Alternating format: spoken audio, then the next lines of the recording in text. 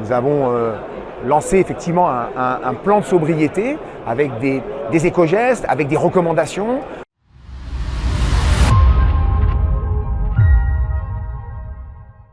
Bonjour, je suis Roland Bouquet, je suis le président national du SINASAM, le syndicat national de la maintenance et des services en efficacité énergétique. Je suis également gérant d'une société, d'une entreprise de maintenance, de pompes à chaleur, de chaudières, de systèmes de VMC et d'adoucisseurs d'eau.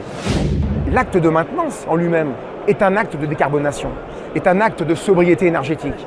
Un dépannage, un entretien, c'est une voiture sur la route avec un technicien qui conduit, donc un impact finalement carbone important. Donc l'optimisation des tournées, c'est quelque chose de fondamental. On travaille actuellement par exemple sur un circuit de pièces détachées recyclables.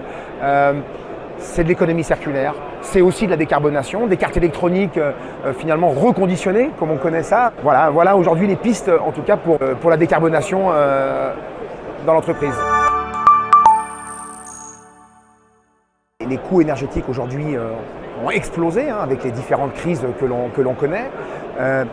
L'acte de maintenance est fondamental en ce sens. Un entretien de chaudière ou de pompe à chaleur, l'ADEME le dit, c'est pas moi qui le dis, c'est l'ADEME, eh bien c'est entre 8 et 12% d'économie d'énergie.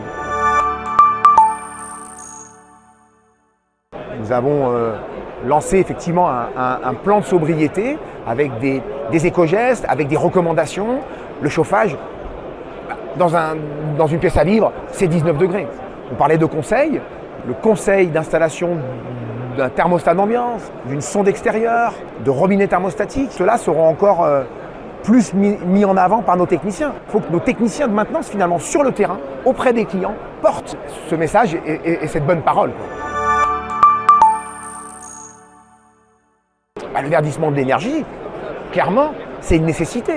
On a une formidable opportunité aujourd'hui de verdir le gaz qui passe dans nos tuyaux par la méthanisation.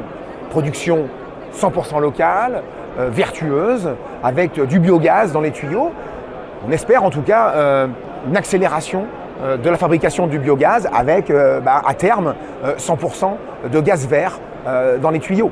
On a une installation, un réseau de gaz qui est entretenu historiquement, qui est en bon état. Il serait vraiment dommage, je dirais, de l'abandonner. Moi, en tant que particulier, par exemple, je vais à mon entreprise très souvent avec mon vélo. J'ai à peu près 25 minutes de vélo pour aller, 25 minutes pour revenir. Donc, effectivement, je fais un geste pour la planète et je fais un geste pour ma santé également. Je crois que c'est important. Les deux, mon capitaine. L'hybridation, l'alliance des systèmes, le mix énergétique, c'est l'avenir.